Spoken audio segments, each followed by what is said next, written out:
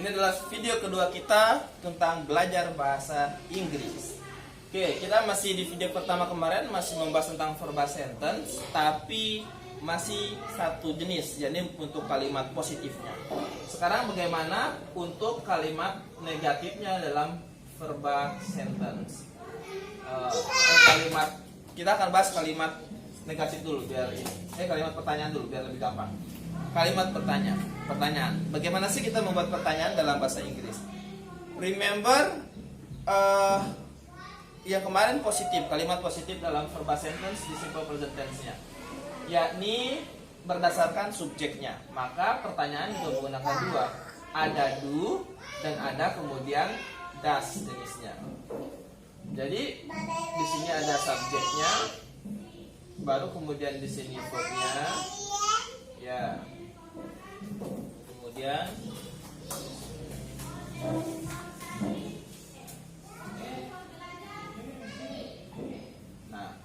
kok ada dua ya? Ingat kemarin rumusnya kan ada dua juga untuk yang kalimat positifnya.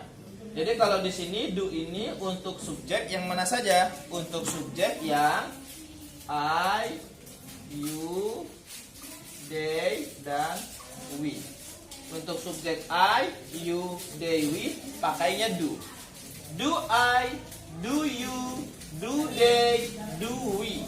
Itu baru verb kesatunya. Bisa misalkan kita ambil eat. Jadi do I eat, do you eat, do they eat, do we eat. Nah, sedangkan untuk yang kedua, untuk yang di sini ada pakai does. Does ini untuk kalimat yang seperti apa atau untuk subjek yang seperti apa? Does ini untuk subjek yang she, he, dan it. Nah, di sini does she, does he, does it. Baru kemudian verbnya kayak kemarin masih sama. Verbnya verb ke satu. Misalkan it. Nah, bedanya kalau kemarin di kalimat positif verbnya ditambahkan es atau s. Tapi kalau di kalimat pertanyaan tidak. Does she eat, does she eat, does he eat. Nah, jadi baik lagi tadi. Does she eat, does he eat, does it eat. Kayak begitu. Jadi kalimatnya kalau itu kalimat pertanyaannya menggunakan do dan does. Ini satu jenis, satu bentuk kalimat pertanyaannya. Ada lagi jenis yang berikutnya, kalimat bertanya masih tetap menggunakan ini, tapi dengan ada kata not-nya. Maksudnya bagaimana? Maksudnya begini. Di sini ada bisa kita bilang begini untuk bikin kalimat pertanyaannya.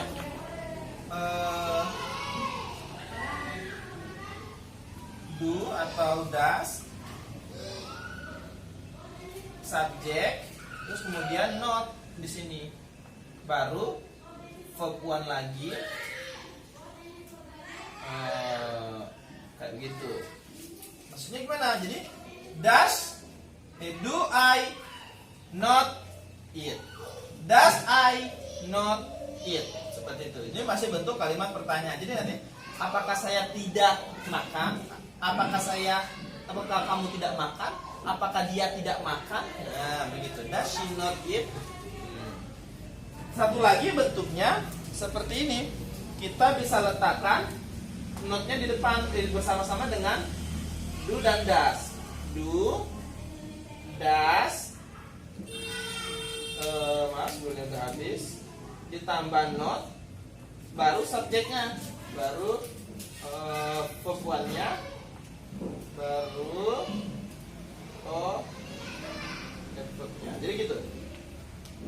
Does, do not see, do not atau don't I eat, don't you eat, doesn't he, doesn't she, begitu. Bisa dipisah atau bisa disambung, do not atau don't, does not atau doesn't, seperti itu. Ini contoh-contoh kalimat bertanya dalam simple present tense.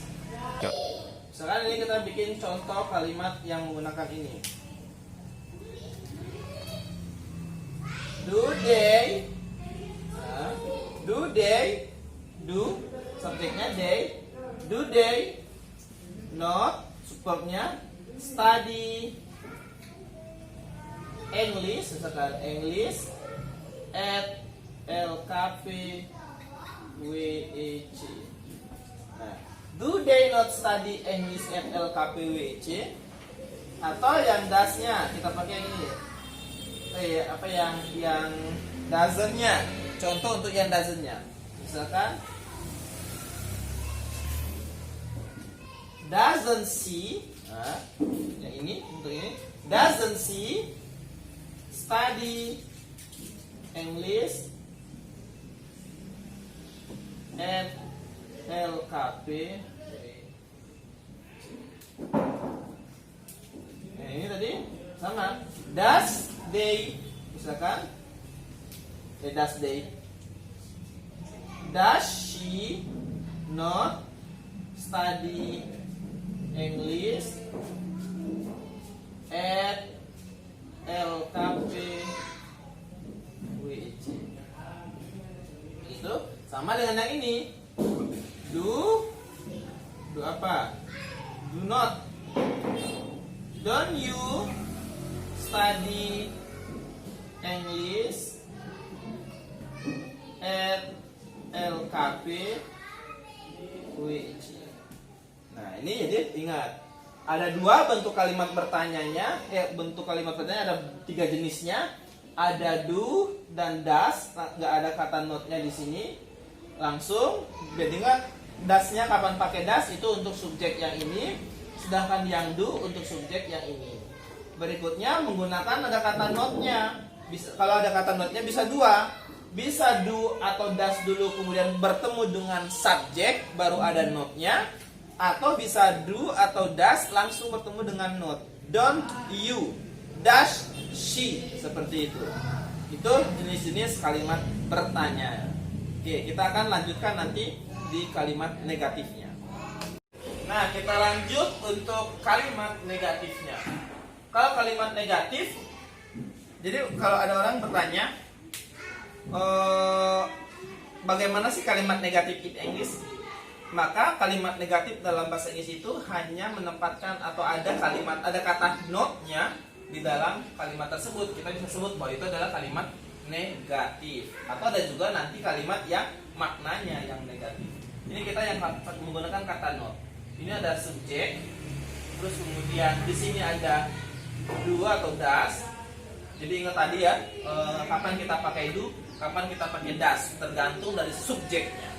Terus baru kemudian di sini not, baru verb ke satu, baru kemudian objek, add verb. Ini bisa optional, bisa ada bisa enggak. Jadi contohnya misalkan tadi, I do not study English at LKPWC. Nah, ini pakai do karena di sini subjeknya I. Sedangkan kalau yang she does not study English at LKPWC. Simple kan? Ini untuk kalimat negatifnya dalam simple present tense. Terus kemudian pertanyaannya adalah time signal. Time signalnya kapan sih kita menggunakan rumus seperti ini dalam kalimat kita? Time signalnya adalah kalau kita bertemu dengan kalimat atau apa yang ingin kita bicarakan ini adalah kalimat sehari-hari, maka sering ditemui dengan kalimat dan kata misalkan always, often, atau generally, atau kemudian habitually, atau di sini juga ada sometimes, ada kemudian frequently, ada di sini kemudian seldom, ada every, Nah, misalnya titik-titik bisa kayak every day, every morning. Jadi kita menggunakan simple present tense ini yang adalah untuk kalimat atau penjelasan-penjelasan atau kata-kata yang bisa kita pakai dalam kehidupan keseharian kita. Yang jadi keseharian, fakta umum kayak begitu. Nah, ini kita menggunakan atau hobi kita menggunakan bentuk simple present tense dalam penggunaan kalimatnya. Ini beberapa sentence.